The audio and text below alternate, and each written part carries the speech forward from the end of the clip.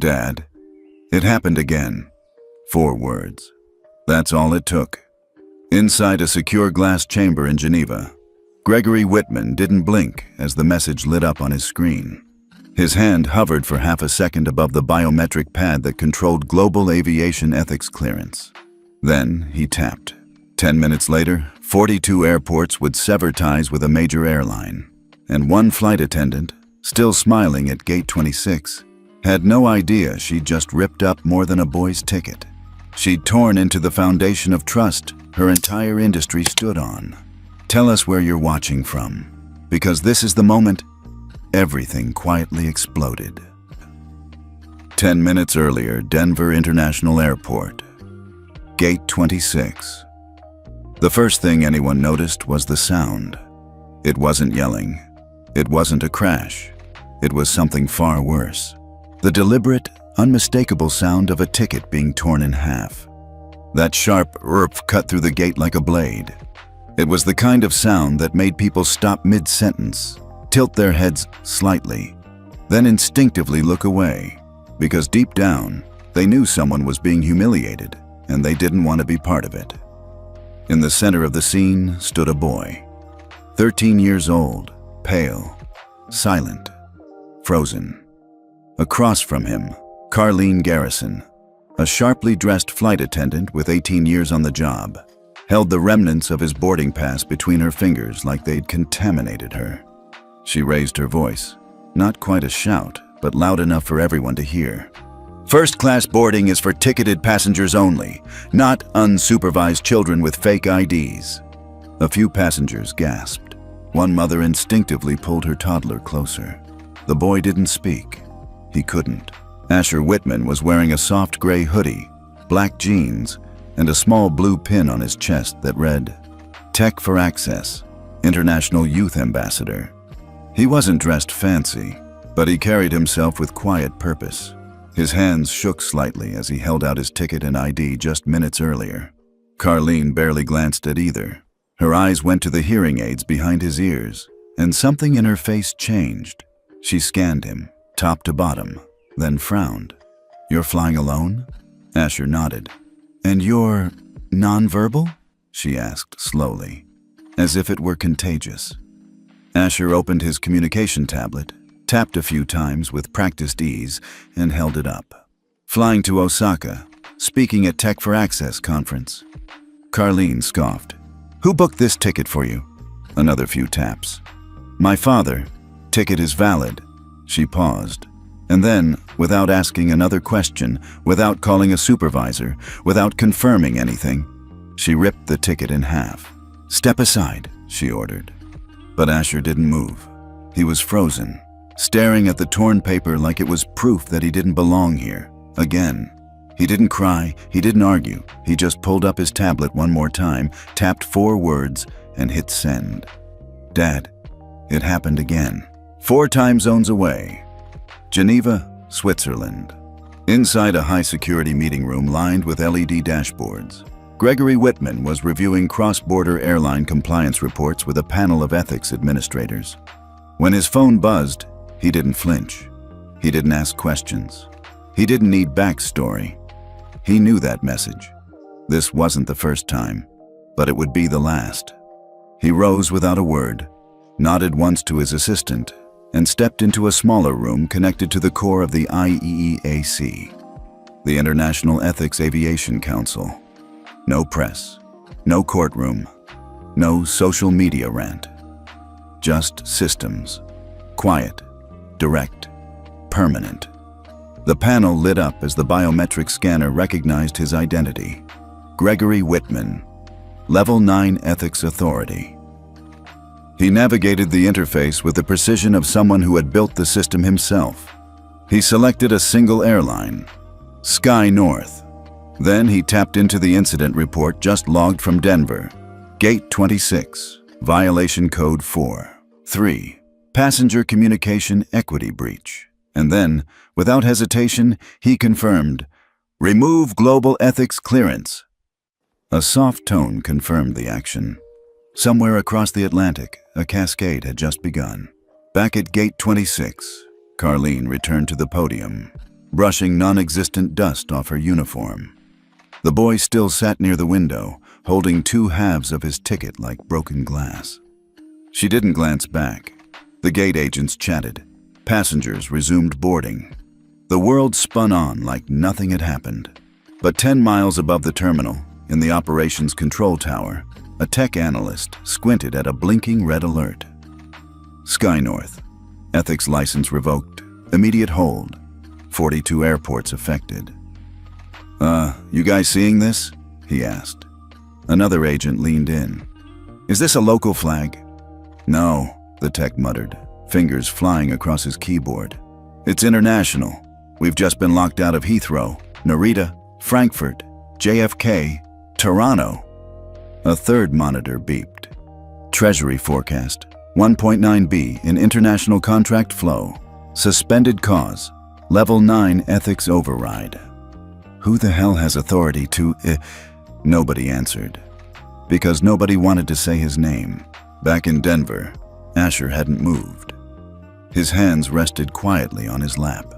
His eyes stared at the floor. Expression unreadable.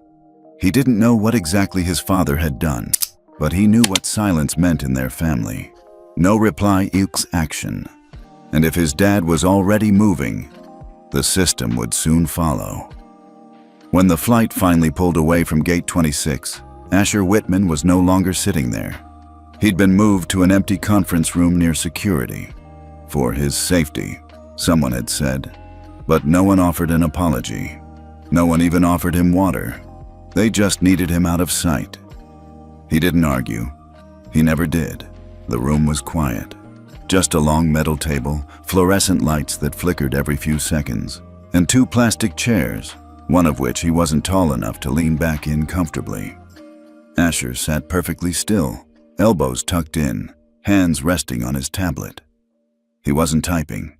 He wasn't doing anything. He just stared at the carpet. 12 gray squares across, 9 down. Repeating pattern. Predictable. That helped. Asher didn't cry when people were cruel. That was something he'd trained himself not to do, especially in public. His mom once called it armor you build in silence. She used to be the buffer between him and moments like this, but since her diagnosis, it was just him and Dad. And while his dad never said much, Asher had learned silence didn't mean weakness in his family. It meant something was already in motion. He thought about the woman, Carlene, the flight attendant. She hadn't looked scared when she tore his ticket. She hadn't looked angry either. She looked certain. Certain that she was right. Certain that he didn't belong there. It wasn't even the first time someone had done that to him. Last summer, a TSA agent at LaGuardia had refused to let him through the pre-check line, saying no one with that kind of condition traveled alone. The man had pulled him aside for 20 minutes before another officer finally checked the file and waved him through. That night, Asher had sent his dad a single sentence. "They made me prove I was allowed." He didn't need to explain more, and his dad didn't say a word. But the following week, TSA protocols around minors with communication differences were updated. Systemic updates, silent results. But this felt worse. Because this wasn't just suspicion. It wasn't just someone being overly cautious. This was rejection. This was someone looking him straight in the face and deciding, out loud, on purpose, that he didn't belong. A soft knock at the door pulled him out of the spiral. It opened just a crack, and a man stepped halfway in. "Hey, you okay?" he asked. He was young, probably a new gate agent, nervous, holding a bottle of juice like he didn't know what to do with it. Asher didn't answer. He just blinked. The man cleared his throat. We talked to your dad. He's on his way. He asked us to wait here with you." Asher nodded once. His fingers hovered over the tablet, then dropped. He didn't have anything to say right now. He didn't want juice. He wanted space. The agent set the bottle on the table and backed out awkwardly, as if he knew he was witnessing something way above his pay grade. Which, if he knew who Asher's father really was, he absolutely was. Outside, Denver Airport was still humming along. Families boarded flights. Tourists browsed snack kiosks. Nobody knew that Gate 26 had triggered a global breach warning. But in the background, small cracks had begun to form. Sky North's loyalty portal had gone offline for Europe-bound flights. Auto-confirmation codes for Tokyo and London routes failed authentication. A confused operations manager flagged the errors as tech bugs and tried to reboot the system. Nothing worked. By the time the main control tower got involved, Geneva had already revoked the airline's ethics clearance license. And when Gregory Whitman issued a Level 9 override, something rarely used and never publicized, the system didn't ask questions. It just obeyed. Back in the room, Asher was tracing the side of his tablet, lost in thought. He wasn't afraid of his father being angry. Gregory didn't do anger, not the way most parents did. He didn't yell, didn't slam doors, didn't lecture. He calculated, he observed. And when he decided something needed to change, it wasn't loud. It was effective. Like the time Asher's middle school forced him to sit out of a science competition because group communication would be too challenging. His dad didn't argue. He didn't call the school. He didn't even complain. But 3 months later, that same school received a $1.2 million accessibility grant with a specific clause about inclusive STEM programming. No one knew who had funded it, but Asher knew. That's why he hadn't cried when the ticket tore. That's why he hadn't begged to stay on the flight. He had only done the one thing that ever moved mountains in his life. He told his dad. It was another 15 minutes before Gregory arrived.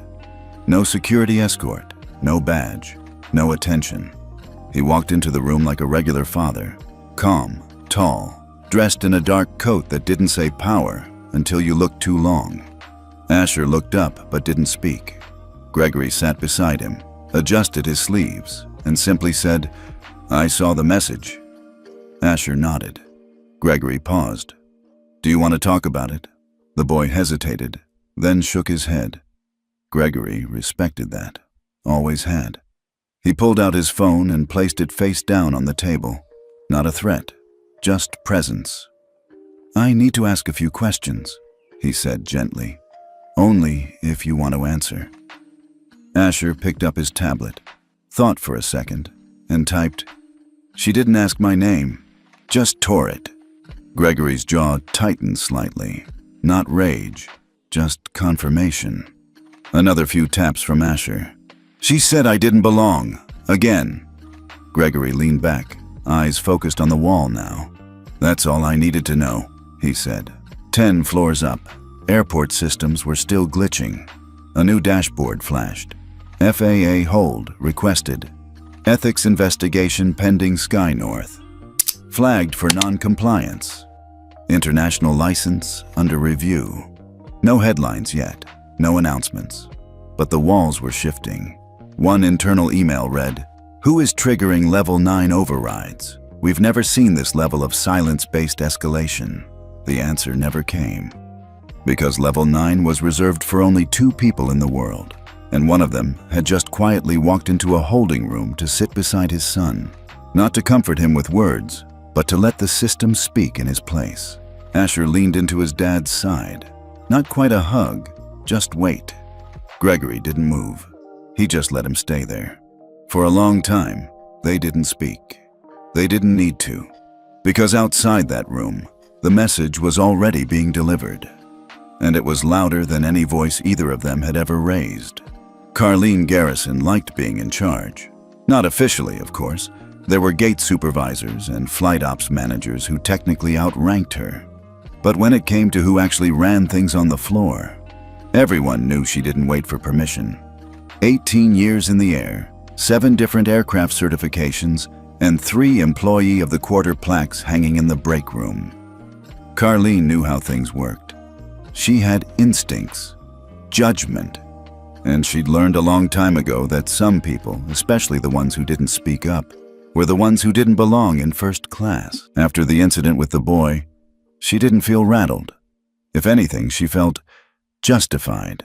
Kids with that look, lost, quiet, alone, were almost always a headache. Either they didn't understand the rules, or their parents thought they could bend them. And if she had $1 for every medical card someone waved around to get sympathy boarding, she could have retired 5 years ago. He didn't even say a word. she had told the gate agent afterward. She shrugged as she reapplied her lipstick. Type something on a tablet. I've seen that scam before. He didn't have a visible guardian. Protocol says I'm allowed to question suspicious document. The agent, Ryan, barely 24 and clearly uncomfortable, nodded nervously. Sure, I get that, he mumbled. But you tore the ticket. In front of everyone. Carlene turned, one eyebrow raised. And? Ryan hesitated. Well, you could have maybe pulled him aside first? Carlene leaned in slightly, voice lower. You know what happens when you start making exceptions? She said. You invite chaos. That's what. The system falls apart. She patted him on the shoulder, adjusted her blazer, and walked off toward the crew break area. Upstairs, however, the system actually was falling apart. IT teams from 3 departments were scrambling to figure out why Sky North's boarding codes weren't validating for international departures. Staff at JFK reported that their loyalty terminals for Platinum members were showing ethics override, clearance suspended. In San Francisco, the automated gate recognition system for the Tokyo route failed to scan completely. And in Chicago, 3 agents were locked out of the compliance module entirely. No one had answers. In a corner of the Denver terminal, Don Talbot, Sky North's West Coast Regional Operations Manager, was checking his inbox on a layover when his phone buzzed. Alert, FAA cross-node ethics flag. Level 9 override, triggered from Geneva HQ. He sat up straight. Level 9? That wasn't possible. That level of clearance belonged to only 2 people on the planet, and both of them sat on the International Ethics Aviation Council. Don's phone buzzed again. This time it was a call. Talbot, he answered briskly. Don, it's Elise. We've got a problem. Elise Tran, Director of International Routing for Sky North, sounded breathless. Unusual for her. Geneva just pulled our compliance clearance. Entire eastbound network's at risk. Don frowned. What the hell are you talking about? We didn't do anything. We didn't have an incident. There was something, she cut in. Denver, Gate 26, minor passenger, complaint filed. He blinked. A complaint? From who? She hesitated. The name was scrubbed from the log. The override came from Level 9. Geneva's system won't even tell us who initiated it. Don's stomach tightened. That kind of clearance didn't scrub names. It silenced them on purpose. Who was the kid? He asked slowly. Don't know, Elise said. But whoever his guardian is, they don't play around. Back at the crew lounge, Carlene was sipping bad coffee from a paper cup, scrolling through social media like nothing had happened. A junior attendant walked in, whispering to another. The system just kicked out 4 outbound flights. Something with Geneva. Carlene looked up, but only half listened. Tech glitch, she muttered. This airline can't keep its servers running when someone sneezes. She smiled to herself and checked her email. Nothing flagged, no incident report filed yet. She figured it would blow over. It always did. Downstairs, Gregory Whitman was calmly speaking with the terminal manager. His voice was steady, polite, even warm. I'm not here to make a scene, he said, but I would like a record of who interacted with my son and why no one verified his documentation before tearing up his ticket. The manager, Alicia Moreno, mid-50s, calm under pressure, took notes quickly. She recognized the tone. This wasn't a complaint. This was documentation. I'll pull the footage, she said, and talk to the gate staff. If there's been any misconduct, we'll handle it appropriately. Gregory gave a small nod. Thank you. No rush. Just make sure it's done thoroughly. He didn't raise his voice. He didn't mention his name. But Alicia noticed the way her supervisor had suddenly stepped into the room 5 minutes earlier, red-faced and nervous, when Gregory showed up. She'd never seen a passenger escorted to the private ops lounge like that. Something about this man made people move faster, even when he moved slow. Meanwhile, FA Compliance Office in D.C. was staring at a blinking dashboard. FA Global Override, Sky North, Ethics, Status, Non-Compliant Reason Code, 4.3, Passenger communication equity breach. A policy analyst leaned back in her chair. Anyone know what the hell happened at Gate 26? Another replied. I've got 2 reports. One is blank. The other just says, passenger not acknowledged. No audio. No one said the word yet, but it was in the air. Gregory Whitman. The man who didn't do headlines. The man who didn't send warnings. The man who built the system to correct without fanfare. Back at Gate 26, Ryan, the young agent who'd witnessed the ticket being torn, was now nervously watching passengers board the next flight. He kept glancing at his tablet, hoping no one asked him anything. He'd seen the boy. He'd seen the look on his face. And he'd seen Carlene not flinch as she made that call in front of everyone. Now, something didn't feel right. And something told him this wasn't going to just blow over. In Geneva, a silent memo was sent to 42 global airports. Effective immediately, Sky North Airlines has been placed on ethics watch list. Until further review, suspend all loyalty program integrations and secondary permissions for international routing. Flag for passenger protocol audit. Trigger, level 9. Carlene? Still sipping coffee, still checking Instagram, still telling herself she'd done nothing wrong. She didn't know that 2 floors above her, her FAA certification had just been marked for provisional audit. And she definitely didn't know that her name had already been flagged in a sealed investigation file. She'd made a decision in 10 seconds, and now a system she'd never seen was moving, quietly, globally, irreversibly, against her. The conference room was still cold. Asher Whitman sat with his arms wrapped around his knees, back pressed to the padded wall under the long window. The room was technically empty now, but he hadn't moved. The bottle of juice was still on the table, unopened. The chair his dad had sat in was pushed back just a little, like Gregory had stood up carefully, quietly, and not come back. Outside, Denver buzzed on. Rolling suitcases, loudspeaker announcements. Barista calls echoing through the concourse. Double macchiato for James! Gate 26 had gone back to normal. Almost. In his corner, Asher stared at his tablet's lock screen. He wasn't touching it, just watching the glow fade in and out with every few seconds of inactivity. His mind wasn't in the room anymore. It was back on that moment, the way the paper sounded when it tore, the way Carlene didn't hesitate, the way everyone watched, but no one said a word. It wasn't about being embarrassed. He was used to being stared at, being misunderstood, being too quiet or too weird or too robotic. It was about how easy it had been for someone to erase him, like he was an error to be deleted, like his silence meant he had no place. He closed his eyes and tried to slow his breathing. 4 seconds in, hold, 4 seconds out. It usually helped. Not this time. He kept replaying the same thought. What if there wasn't a dad with level 9 access? What if this had happened to someone else? That part scared him more than anything Carlene had said, because it did happen, all the time.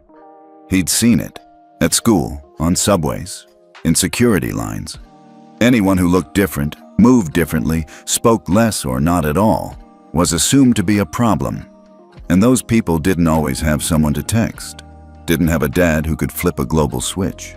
Asher slowly reached for his tablet and opened a blank note.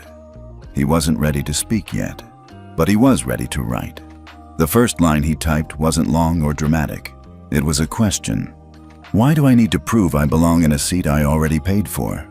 He stared at it for a while. Then, a second line. Why is silence treated like suspicion? Outside the room, Alicia Moreno, the terminal manager, was on a private call with FAA ethics liaison. No, the boy didn't yell, didn't resist, she said into the phone. Didn't even ask to be put back on the flight, just sat there like... She trailed off. Like what? The voice asked. Alicia exhaled. Like he'd been through this before. Asher didn't know about that call. Didn't know that his name had been flagged in 2 previous incident reports at other airports. No complaints ever filed. Just notes in the system like, minor passenger appeared confused, or needed extra assistance, unclear eligibility. No one had ever asked him what he needed. They just assumed he needed less. The tablet screen dimmed again. He tapped to wake it up, then started writing faster now. His hands weren't shaking anymore. What if the cabin had a screen that let me tap instead of talk? What if I could ask for help without drawing attention? What if a system could listen to people who don't speak out loud? The ideas were no longer questions. They were blueprints. In Geneva, Gregory sat in his hotel room, still in his travel clothes. He hadn't touched his dinner. The room was quiet except for the hum of a data feed from his laptop screen. Dozens of ethics compliance threads scrolled in real time. His override had triggered more than just a license pull. 3 other airlines, ones with shared routing partnerships, were now under review. 8 airports had temporarily suspended Sky North codeshare operations. This wasn't a domino, it was a fault line. He stared at the screen, but his mind was with his son. Gregory had been brilliant his whole life, but Asher had taught him the most important thing he'd ever learned. Power wasn't measured in what you could say. It was in who you listened to. And Gregory had built a system that could listen, if someone like Asher showed him what to build. Back in Denver, Asher was now sitting at the table again. He'd opened a design app, not something fancy, just a drag-and-drop builder he'd used since he was 10. He sketched a simple seat map, added icons, tapped through sample menus. Order food. Request help. Need to speak to someone privately. I am in distress. I need time. Each message was paired with a symbol. No sound, just clean visuals. A cabin crew screen would ping, quietly, and someone would come, without asking. Why can't you just say it? He saved the file and titled it Silent Cabin V1.0. Then he added a note. Not just for me, for anyone who's been erased. By the time Gregory's email pinged again, it contained something unexpected. Not a complaint, not a report, but a message forwarded from the head of FAA passenger standards. We're aware of the Geneva override and current public silence. We request your insight for proactive reform, especially around cabin interface accessibility. Can you recommend a framework? Gregory didn't respond immediately. Instead, he forwarded it to Asher. Subject line, "Want to build this with me?" Asher read the email the next morning at 6:08 a.m. while sitting in the back seat of their Uber heading home. The sun was just rising over Seattle. He looked out the window, then back down at the message. His fingers hovered over the tablet before replying, "Yes, but only if it's built from the quiet first." 2 weeks later, Asher Whitman sat at his desk with the lights off, legs folded in the chair, his back pressed against the window. Seattle rain tapped steadily on the glass behind him. His tablet glowed softly on the desk, lighting his face in slow pulses as he scrolled through notes, sketches, and quiet pieces of what he was building. Across the screen, a title appeared again and again. Silent Cabin, Beta Sketch. He wasn't designing for revenge. He wasn't even thinking about Carlene anymore. That part was done. What he was thinking about now was what came next. His room looked like every other teen's room. On the surface, books stacked sideways, stickers on the mini fridge, a corkboard with random post-it notes, and one lanyard from the Tech for Access conference he'd missed. But the wall next to his bed had started to change. It wasn't a mood board or a manifesto. It was a map of missing tools. Every sticky note was a question. What happens if the crew doesn't see you raise your hand? What if your device dies mid-flight? What if someone's panic attack looks like disobedience? There weren't answers yet, but Asher didn't need answers to start building. He just needed better questions. Downstairs, Gregory was on a conference call with a group of FAA stakeholders, his coffee long cold and his expression unreadable. The current system flags for verbal escalation but lacks silent indicators, a director was saying. Another added, "Greg, with all due respect, we don't have a roadmap for implementing nonverbal passenger tools." Gregory leaned back in his chair and said nothing for a long moment. Then finally, "I do." A pause. "You do?" someone asked. "I don't just have a roadmap," Gregory said. "I have a lead designer." 3 hours later, Asher opened his inbox and saw it. An official letter, stamped and signed by the FAA Office of Passenger Equity. "Dear Asher, your design framework, submitted under the name Silent Cabin, has been reviewed for preliminary integration assessment. We are formally inviting you to lead the pilot prototyping phase, in partnership with regional airport teams. This is not a test, it's a rollout. Your work is needed, and your voice, however you choose to express it, is heard. Respectfully, FAA Inclusive Infrastructure Division. Asher blinked at the screen. He didn't smile. Not yet. He just took a deep breath, closed his eyes, and let it land. This time, no one was asking him to prove anything. They were asking him to build. That evening, he set up a group call with two friends from his old tech forum, Maya, who used a motorized wheelchair and couldn't use her hands easily, and Lucas, who had a stutter so severe that voice AI never understood him. They didn't need the pitch. Asher just opened the call, turned the camera off, shared his screen, and started building. They watched in silence for a few minutes. Then Maya typed into the chat, "This isn't a feature, this is a language." Lucas added, "It's like, for the first time, the cabin might speak us back." Asher didn't cry, but he looked at their messages for a long time, then typed back, "Let's make sure this never has a back door." Across the city, Gregory met quietly with a longtime colleague who worked as an ethics contractor for the Department of Transportation. "You think this will hold?" she asked, flipping through the proposal. Gregory nodded. "It's not just compliance, it's experience, and it's not mine, it's his." He paused. "The kid got his ticket torn, so now he's rewriting the cabin." Back in Denver, Carlene Garrison hadn't heard anything, not officially. Her shifts continued as usual, but something felt different. A supervisor had watched her entire pre-flight interaction that morning. No explanation, just stood behind her with a clipboard, scribbling notes. The hallway talk had shifted too. Fewer smiles, more sideways glances. At the crew lounge, someone had left a folded newspaper on the table with the headline circled, "FAA quietly developing passenger protocol for nonverbal travel."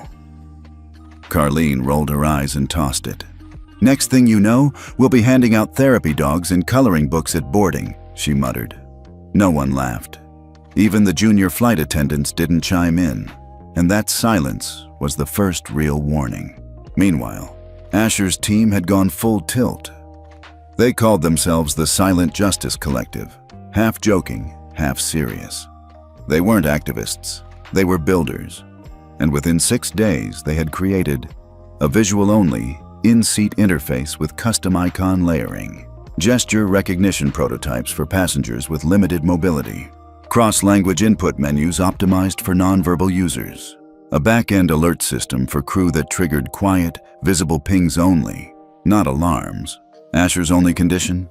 No sound, no pings, no artificial voices, just presence.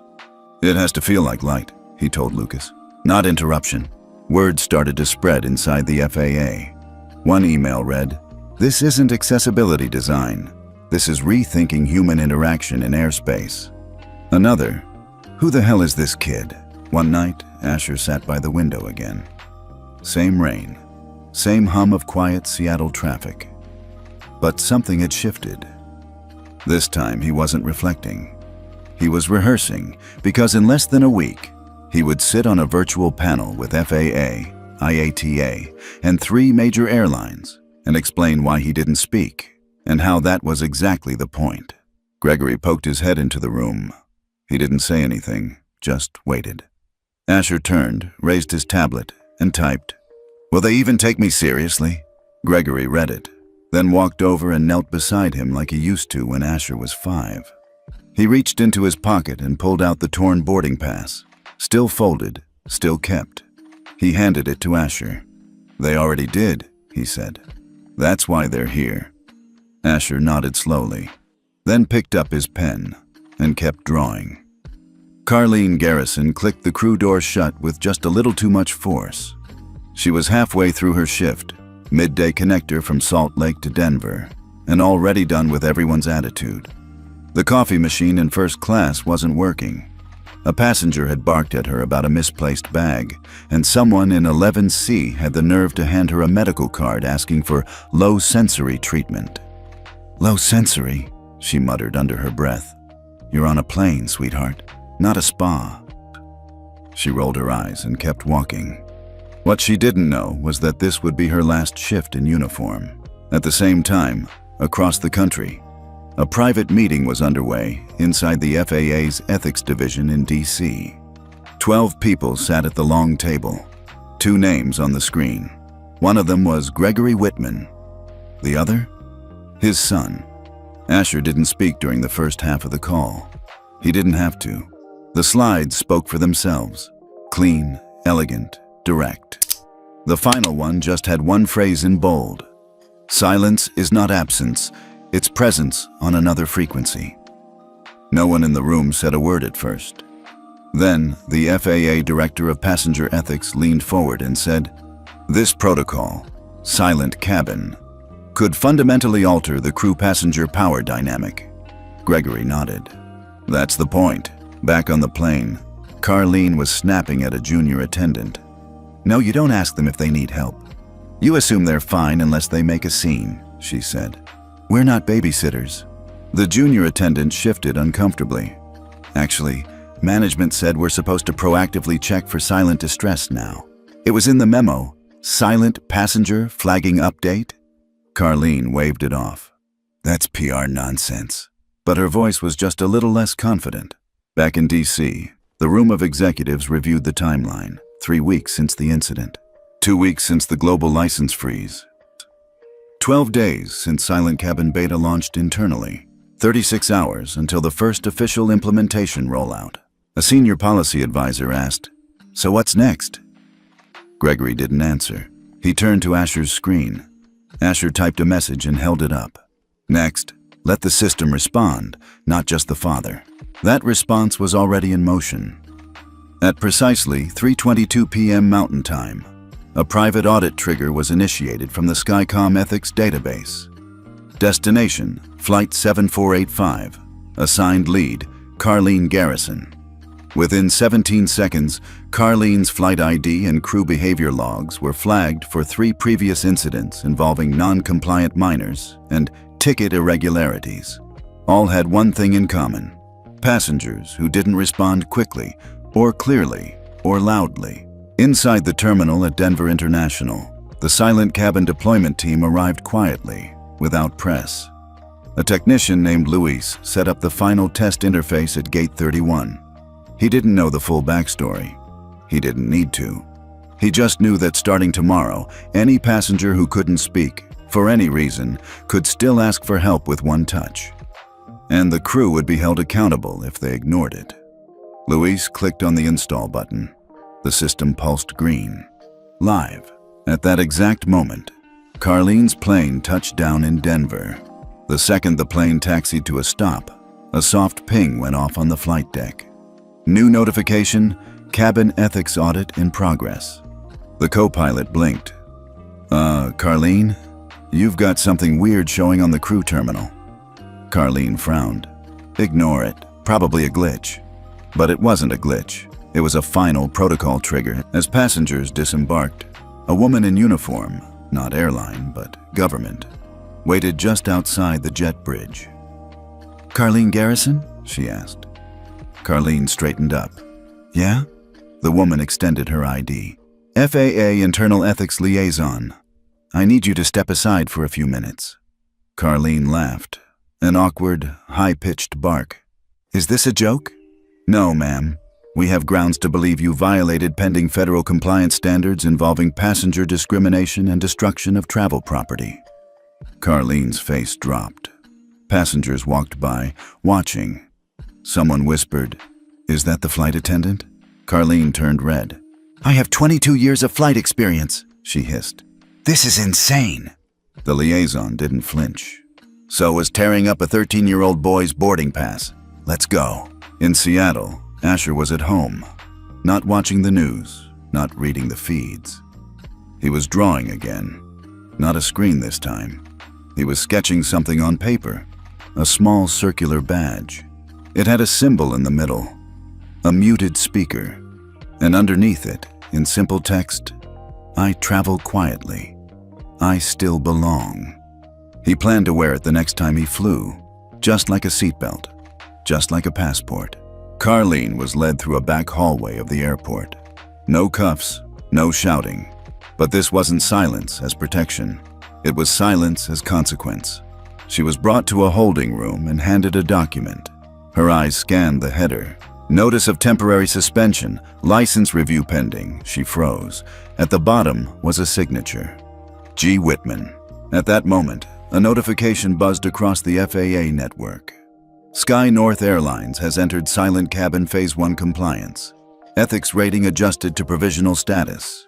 First live test flight departs in 4 hours. In DC, someone muttered, "It's really happening." And in Denver, a boy's quiet action had finally spoken louder than anyone else's shouting. Not in anger, not for revenge, but to make sure no one else like him would ever have their place ripped away again.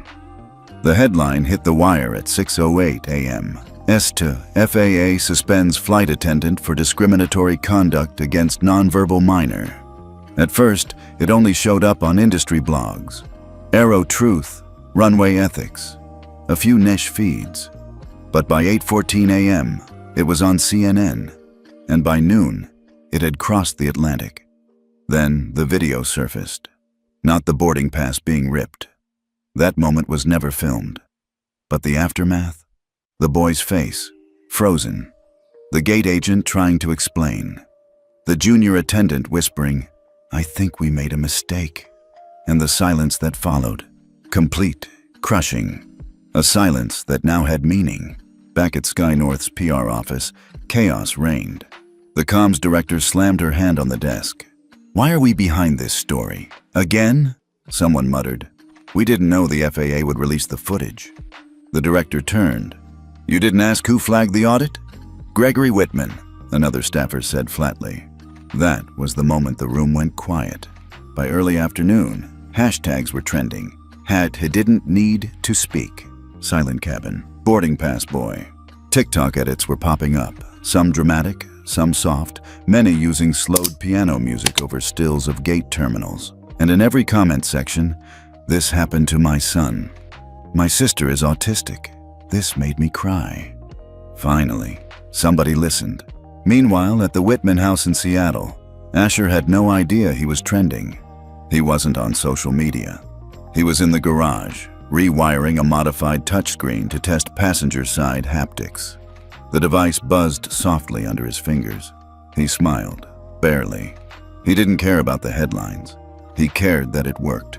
But inside FAA headquarters, the tone had shifted. The Deputy Secretary of Transportation, a seasoned policy bulldog named Janice Conway, reviewed the silent cabin rollout documents on her tablet. "I assume this system hasn't gone through full legislative oversight?" she asked. Gregory responded calmly, "Not yet, but it's in live beta with 3 international partners and full consent from the Ethics Committee." "Is this a liability nightmare?" "It's a liability solution." She paused, then looked him dead in the eyes. "Gregory, are you sure about this kid?" He didn't hesitate. "I trust him more than half the adults I've worked with in this industry." The next morning, Sky North Airlines issued an official statement. It was carefully worded, legally scrubbed, and utterly hollow. "We regret any misunderstanding that may have occurred involving one of our crew members and a minor passenger. We are committed to learning and growing from this experience." The public wasn't having it. By contrast, the FAA dropped a bomb at 9:03 a.m. Effective immediately, all domestic and international carriers under FAA cooperative agreements will be required to submit silent cabin compliance plans within 45 days.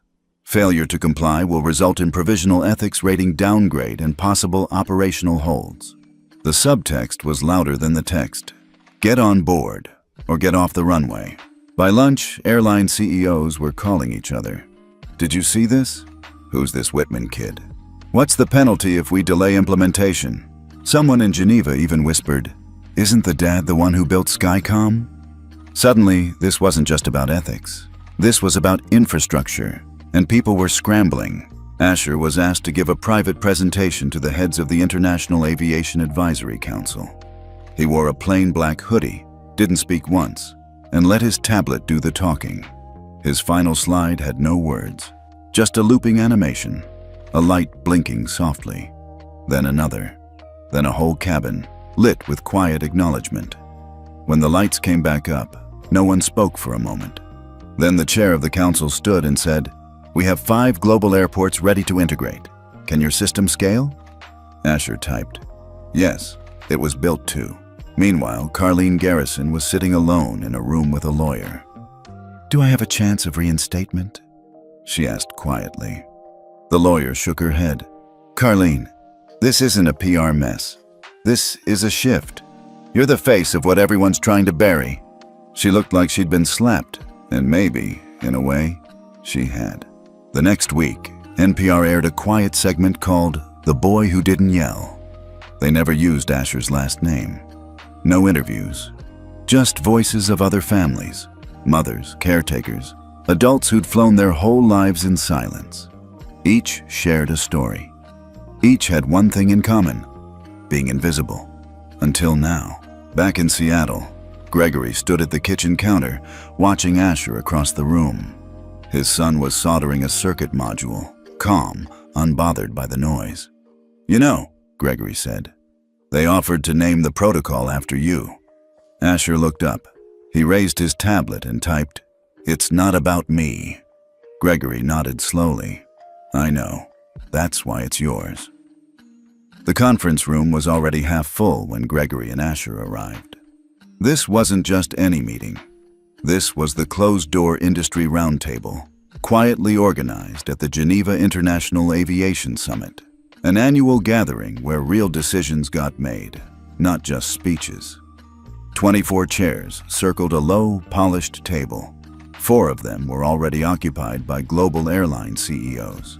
7 were filled by tech execs, and the rest, government regulators, infrastructure chiefs, compliance lawyers. But no one looked up when the Whitmans walked in. No one expected the boy to be the one they were here for. Gregory gave a slight nod to the moderator, who gestured toward the seat at the head of the room. Instead, Gregory walked to the back. "And Asher?" He walked straight to the screen. There was no speech, no throat clearing, no introductions. He simply tapped his device.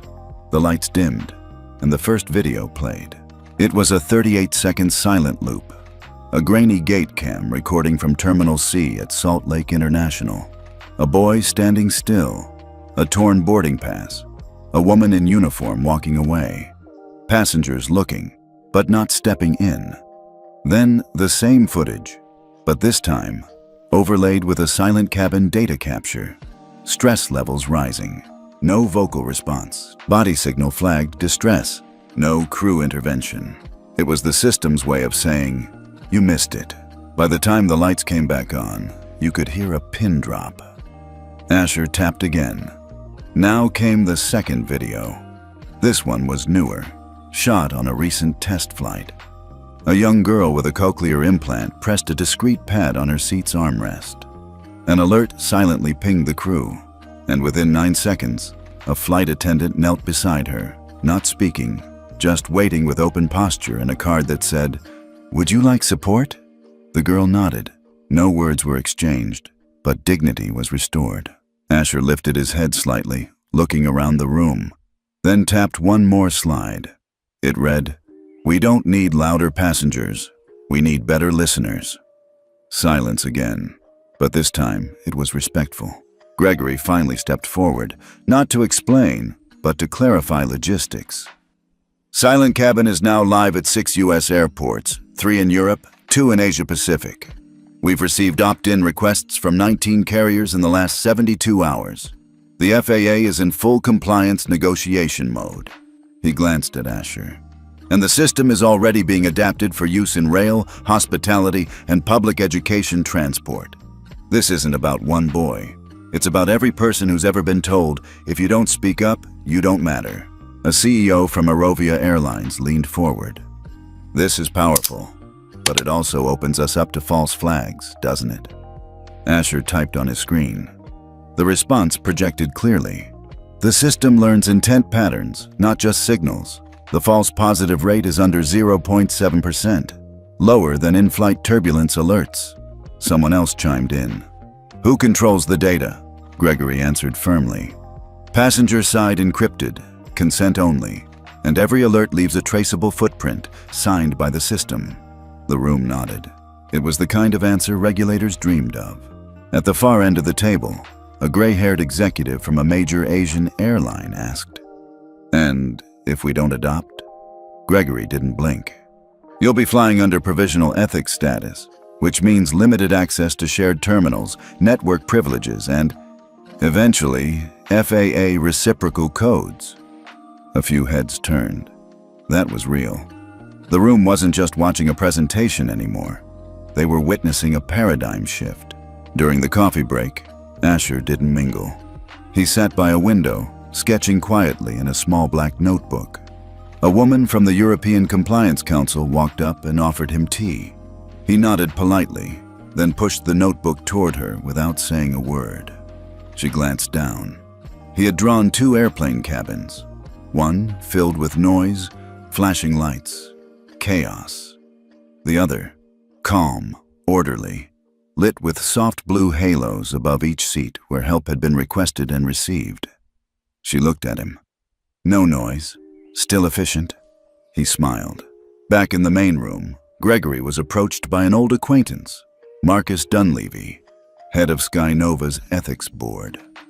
"Greg," he said with a stiff smile, "you know this thing is going to rewrite training manuals around the globe." Gregory nodded. "That's the idea. Some people won't be happy. That's why it's working." Marcus paused. "And your son, he's really the architect?" Gregory looked at Asher, still by the window, pencil moving like nothing else mattered. "He's the reason the system works." The final session resumed with less resistance. People were no longer trying to poke holes in Silent Cabin. They were asking how to implement it fast.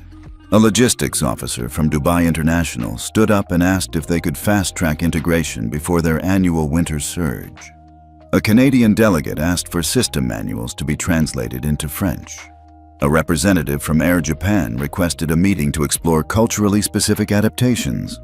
By the end of the day, 12 new airports had requested onboarding. Asher never said a word, but every step he took out of that room felt like thunder. Gregory walked beside him in silence as they exited the conference center and stepped into the evening air. "You did it," Gregory said quietly. Asher shook his head, then tapped his screen. They listened. That night, back in the hotel, Gregory poured himself a glass of water and leaned against the window. Below, Geneva glittered like circuitry, quiet, ordered, connected. His phone buzzed. A message from the FAA board chair. "You were right. The silence was the signal." Gregory smiled. For the first time in a long time, he let himself feel proud, not as a strategist, but as a father. And across the hall, in a room lit only by the soft hum of a charging screen, Asher Whitman dreamed of something new. A world where people didn't have to shout to be seen. A world where dignity didn't depend on volume. A world where silence wasn't absence, but a language of its own. At 9:04 a.m. Eastern Time, something unusual happened inside the Clearport Ethics dashboard, a system used by 42 international airports to monitor airline compliance in real time. Sky North's ethics compliance bar blinked, then turned yellow, then red. 3 terminals at JFK, 1 at LAX, and 5 European hubs instantly received the alert. Provisional suspension, Global Passenger Treatment Protocol violation, ID 117391A. Less than an hour later, international agents began pulling Sky North flights from high-priority runways. Gate 17 at Heathrow paused boarding. Zurich disabled Sky North's access to the Skybridge lounge system. And in Seattle, where Asher lived, the Sky North logo was quietly removed from the Preferred Dignity Carriers banner. No press release, no explanation. But within 4 hours, travel Twitter exploded. What happened to Sky North? Global license gone. Boarding pass boy. The news cycle didn't even need to catch up. It was already behind. because the story had moved beyond Asher. This was now about the entire system. At a Capitol Hill subcommittee hearing titled Passenger Ethics and Emerging Technologies, lawmakers grilled FAA officials live on C-SPAN. Senator Mallory Whitfield, sharp as ever, leaned into the mic. "Are you telling me that a 13-year-old autistic boy accidentally caused an entire airline to lose international runway access?" The FAA representative smiled faintly. "No, Senator. I'm telling you, a 13-year-old autistic boy helped us see the failure we'd been ignoring for years." Gasps rippled through the chamber. In a quieter room 2 blocks away, Gareth Lynn, COO of SkyNorth, was pacing. He held a printout of the ethics report in one hand and a half-finished espresso in the other. "We warned them. We said that kid had connections," his VP muttered. "No," Gareth snapped. "We didn't say he had Clearport override credentials. That's different." They paused. Gareth sank into a chair. "Who's behind this protocol? Who wrote it?" Silence. Then someone said quietly, "The same guy who built the compliance verification engine for Transcom, the one the FAA now uses as the final standard." Gareth paled. "Gregory Whitman?" Heads nodded. "Then we're screwed." Meanwhile, Asher was in his backyard, digging. Not metaphorically. He was literally digging, planting a new line of cable between his dad's workshop and the guest house, preparing for a new subserver setup. He liked to be in control of his own hardware. Inside the house, Gregory's phone buzzed non-stop. 3 calls from Zurich, 1 message from the Department of Transportation, and a private DM from the World Aviation Ethics Alliance asking for a meeting. But Gregory didn't answer any of them. He walked outside, leaned on the fence, and watched his son work. "I think they got the message," he said quietly. Asher didn't look up, just tapped his tablet. Wasn't a message. It was a system check. Gregory nodded. And it failed. Over the next 24 hours, it was no longer just about SkyNorth. Other airlines began running internal compliance reviews, terrified they might be next. 2 CEOs resigned, one in Brussels, one in Chicago. A memo leaked from an airline in the Middle East revealing that their staff was instructed to avoid unnecessary interactions with disabled passengers. The public reaction was brutal, and under all of it, Asher's system kept humming, quiet, steady, and unshakably honest. Inside FAA Command HQ, Janice Conway was reviewing an emergency briefing. She looked up at her aide. "Did he sign off on the data trigger manually?" "No, ma'am. The system flagged itself, based on threshold breach." Janice closed her eyes for a beat. "So the kid built a system smart enough to trigger its own ethics lockdown without even needing him?" The aide nodded. "And smart enough not to trigger falsely." She smiled. "For the first time in years, I trust a software more than a politician." By Friday, CNN aired a special, "The Boy Who Silenced the Industry." It wasn't dramatic. No sweeping score, no pity. Just quiet, steady documentation of what had happened, why it mattered, and how one silent moment forced an entire infrastructure to reevaluate its behavior. In a private boardroom in Frankfurt, 5 airline alliance leaders met over black coffee and red eyes. "Do we fight this?" one asked. Another shook his head. "You don't fight a mirror. You change what you see." And so, the vote was unanimous. All member airlines would adopt Silent Cabin Phase 1 within 90 days. Passenger treatment audits would become quarterly, and a new global committee would be formed, chaired by a name they once ignored. Asher Whitman, age 13, nonverbal systems ethicist. Back in Seattle, Gregory watched the FAA's press conference from his living room. They used phrases like historic shift, dignity-first design, and real-time accountability. But Gregory wasn't listening to the words. He was watching the sign language interpreter at the corner of the screen. And for once, they weren't signing corporate spin. They were signing truth. Asher sat next to him, quietly assembling a new circuit board. The evening light spilled across his workspace. Gregory leaned over. "You did it." Asher typed slowly. "I didn't do anything loud." Gregory smiled. That's exactly why it worked. The room wasn't large. It wasn't grand either, but it was the most important room in aviation that day. Inside a modest chamber at the Geneva Convention Annex, 12 chairs formed a long table. On each sat a small placard: Delta, Emirates, Air France, Sky Nova, Horizon Pacific, and others. But the last placard had no airline name. It just said, Passenger Ethics Council. Chair A. Whitman. No one commented on it. No one needed to. Because when Asher Whitman entered the room, trailing quietly behind Gregory, the room stood up. Not out of formality, out of recognition.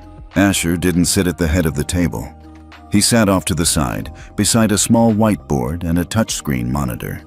Gregory stood in his place, and for the first time since the incident, he spoke directly to the very people who had tried to ignore him 6 months earlier. "You know why we're here," he began. "There's no speech, no branding, no drama, just a single document." He nodded to the monitor. It lit up with the title, "The Passenger Ethics Accord, a binding global framework for non-discriminatory treatment in aviation silence." Then he read the first line aloud. "This accord recognizes that dignity is not a service upgrade." The accord had 3 sections: universal passenger dignity protocols, mandatory crew training on bias response, neurodivergent support, nonverbal engagement, and passive alert handling. Ethics, data integration standards, requiring integration with Clearport, Silent Cabin, and other verified systems to track real-time compliance. Industry-wide enforcement mandate. Any airline failing compliance for 3 consecutive quarters would be flagged and lose priority access to international terminals. No fines, no empty apologies, just access or no access, powerful, clean, uncompromising. A woman from Lufthansa spoke first. "What about smaller airlines who can't afford to implement the systems in 6 months?" Asher tapped his screen. A visual popped up. Tiered rollout plans. Financial support grants from ethics coalitions. Regional implementation specialists. Gregory added, "This isn't about exclusion. It's about refusal. If they want to join, they can. If they want to delay, they can't operate where we demand dignity." Someone from Emirates asked, "And what qualifies this boy to lead the council?" All heads turned. Gregory started to respond, but Asher gently lifted his hand. He tapped a few keys. A single sentence appeared on the monitor. "I don't lead because I speak. I lead because I listen." No one said a word after that. By 11:42 a.m., every seat had signed. Sky Nova was the last. Its CEO hesitated. "We've lost $480 million this quarter." Gregory nodded. "You lost silence. That costs more." The man signed. That afternoon, the FAA, EU Aviation Commission, and Pacific Ethics Board held a joint press conference streamed live across 27 countries. The FAA chair stood at the podium. "As of today, the Passenger Ethics Accord is real, not a guideline, not a suggestion, a binding agreement." When asked who created it, she smiled and said, "A boy whose voice they never heard, but whose silence changed the world." Meanwhile, Asher wasn't at the press conference. He was on a test flight, not as a passenger, but as a silent observer of the first airline pilot crew running live silent cabin interaction. He sat in the jump seat, watching a 6-year-old nonverbal girl signal stress mid-flight. The system triggered an alert. A crew member responded with a visual cue and stood near, without pressure. The girl calmed.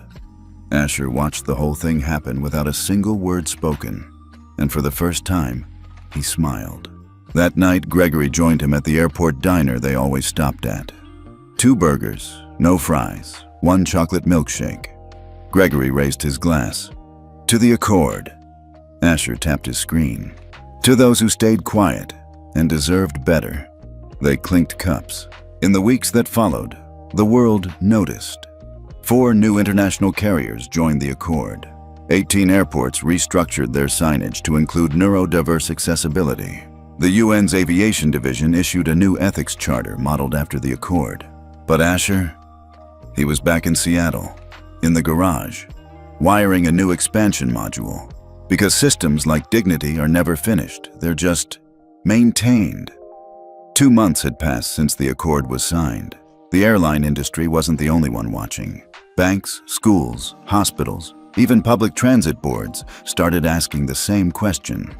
What if we had a silent cabin for our system? It started small. A subway operator in Toronto launched a pilot program using color-coded LED strips to show when a passenger requested assistance silently. In Tokyo, a university added a new checkbox on their admission forms. Preferred communication method: speech, text, visual, non-verbal.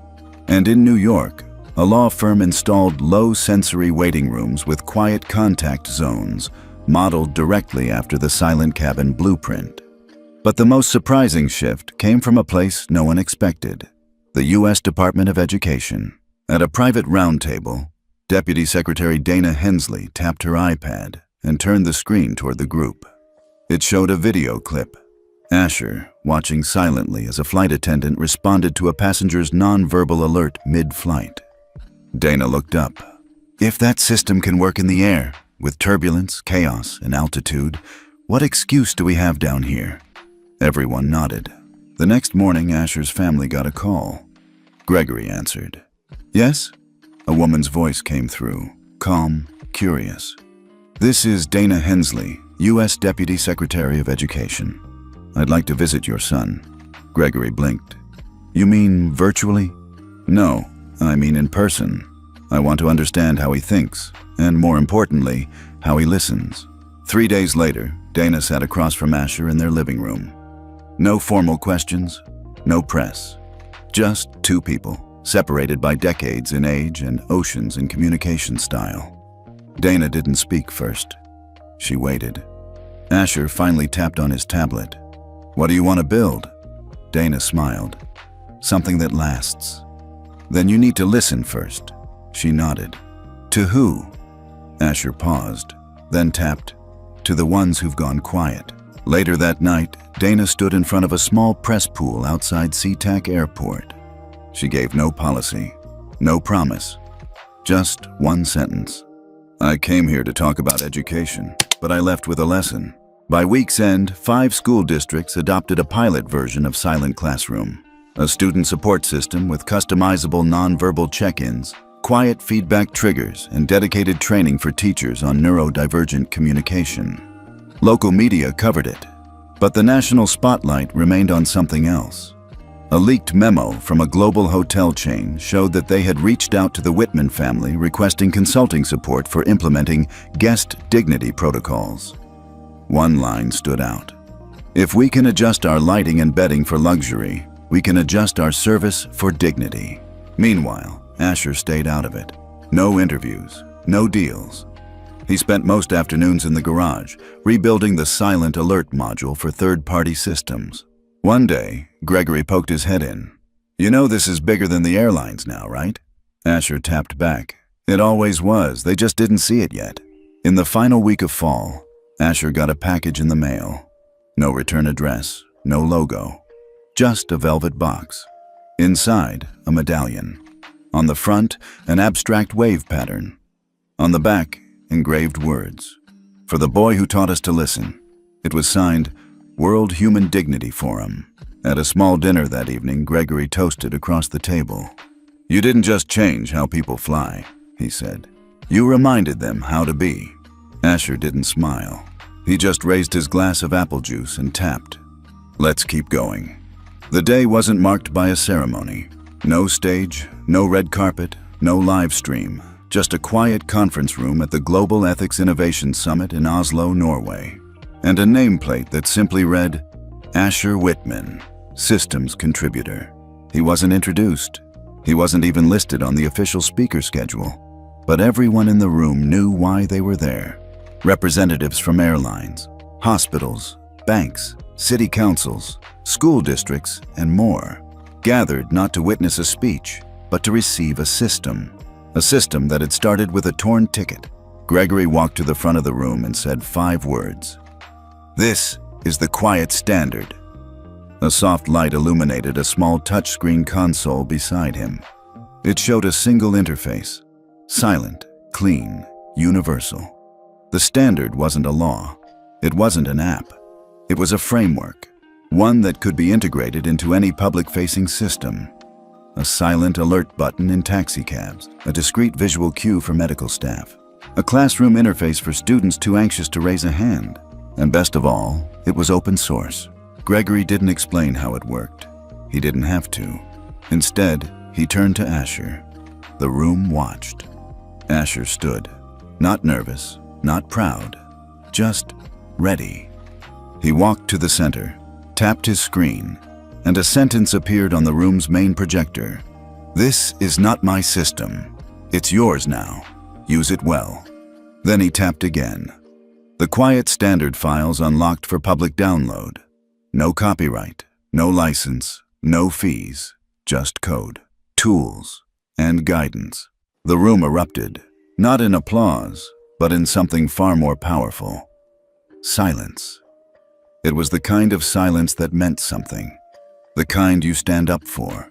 Later that night, Asher and Gregory sat near the harbor, watching the northern lights sweep gently across the sky. Gregory handed Asher a folded paper. "What's this?" Asher typed. "Your first letter from someone who's never met you, but whose life you changed." The letter was from a girl in Brazil. She was 12, non-verbal, and had just used the quiet standard interface at her public school to signal that her teacher was giving her too much sensory input. The teacher saw it, adjusted instantly. No shame, no spotlight, just recognition. Under her handwriting, she'd drawn a picture. A boy sitting in a plane seat with light flowing from his tablet, reaching across the cabin to every other passenger. Below it, she wrote, "Thank you for hearing me without sound." The next morning, the quiet standard had been downloaded by 311 school systems, 92 healthcare providers, 47 transit networks, 21 city governments, and counting. But Asher wasn't tracking numbers. He was already thinking about the next project. He'd started sketching ideas for a wearable bracelet that would pulse based on environmental stressors, a way for people who couldn't communicate sensory overwhelm to still protect themselves. Gregory asked, "You really want to keep going?"